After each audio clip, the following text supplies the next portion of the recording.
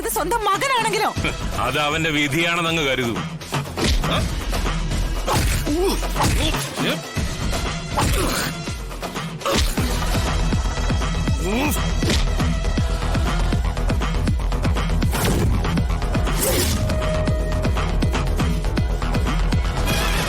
എന്നാലേ എനിക്കങ്ങനെ കരുതാൻ പറ്റില്ല. വിടാൻ മാറി നിൽക്ക് രണ്ടുപേരും. മാറി നിൽക്ക് മോനെ.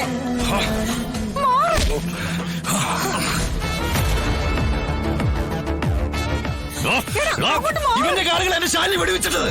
എന്നിട്ട് അവൻ വലിയ നല്ല പിള്ള ചുമന്ന പന്നം കൊല്ലാനായിട്ടാണ് അവന്റെ ഉദ്ദേശമെങ്കിൽ പിന്നെ എന്തിനാ അവൻ 100 രക്ഷിക്കാനായിട്ട് അവളെ എടുത്തോണ്ട് പോയത്?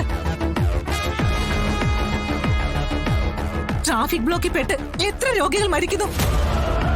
ഇവനൊന്നും മനസ്സ് വെച്ചിരുന്നെങ്കിൽ നിന്റെ കളക്ടർ എപ്പോഴേ മരിച്ചാനായിരുന്നു. ഇനി കൊല്ലണമെന്ന് തന്നെയാണ് ഉദ്ദേശമെങ്കിൽ ഇവൻ ആ കാറ് വെച്ച് എപ്പോഴും അത് ചെയ്യായിരുന്നു. അങ്ങനെയൊന്നും സംഭവിച്ചില്ലല്ലോ.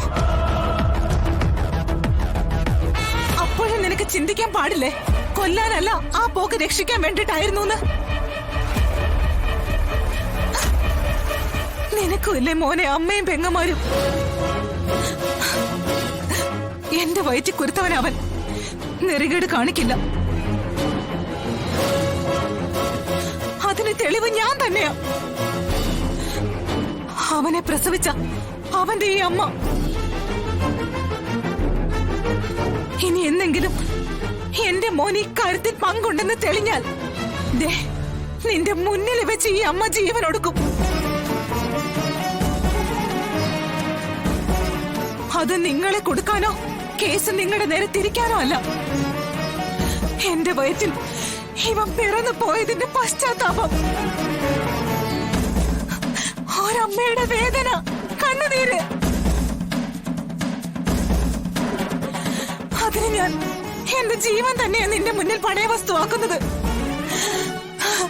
എടാ മോനെ, വിശ്വസിക്കാമെങ്കിൽ വിശ്വസിക്കേ, എന്റെ മകൻ ഇതിൽ ഒരു പങ്കുമില്ലടാ.